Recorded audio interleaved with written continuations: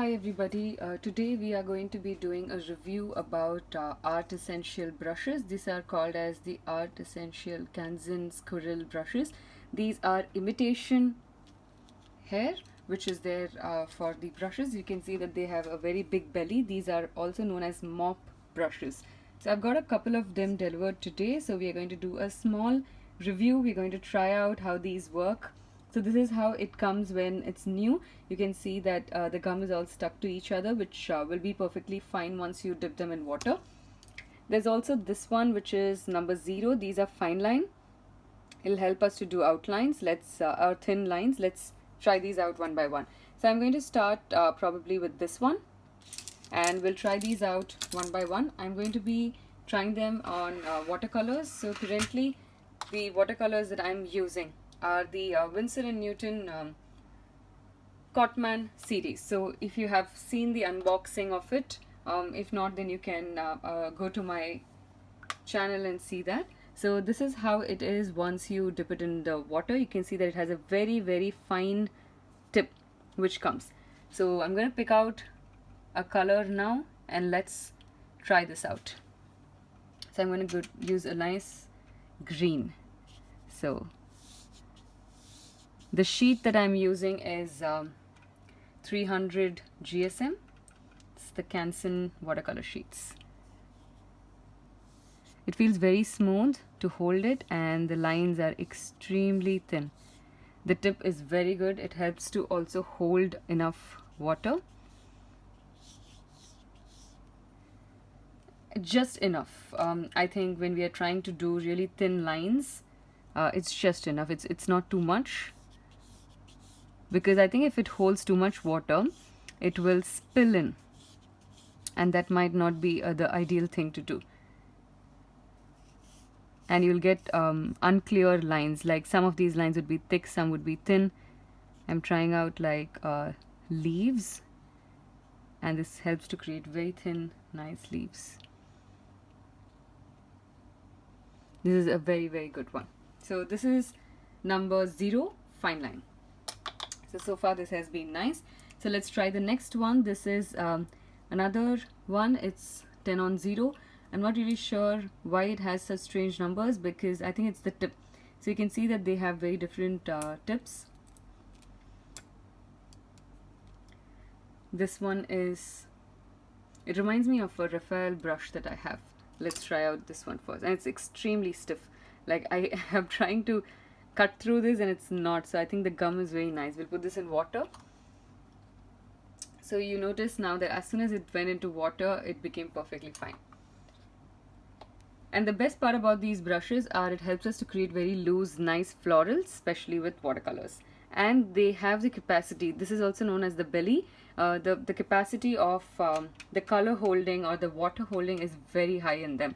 So it's very nice to do like florals. So I'm just using a little bit of color. I'm going to show you how it holds the color as well. So let's say if I have to create any floral. Oh, this is nice. You can create like a really beautiful one, and it's very big.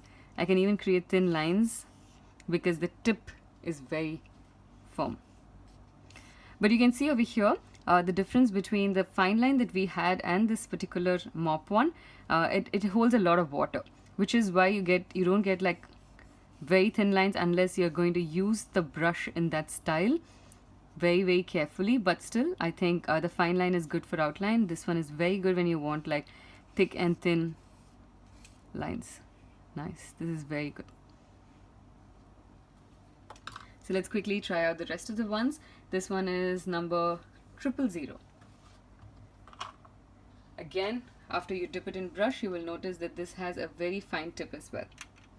So now I'm going to try out some blue.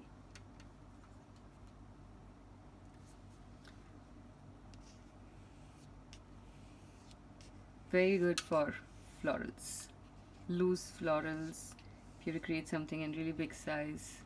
Even if you, let's say, want to create like a landscape and you have a very huge area to cover, it's perfect for that. The water retention is very good. So these two are massive. Again, I think this is number 2, it says in 12. So I think the difference is also with the jagged edges. You can see how it's been cut very differently here and very differently over here. So let's try it out one by one. I think I should create like a huge painting for this one. Again, the water retention is brilliant.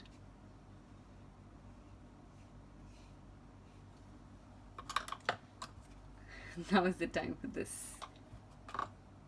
I think this is the biggest brush that I own so far. I love how the tip forms this really flat, nice layer. It's not just a peak.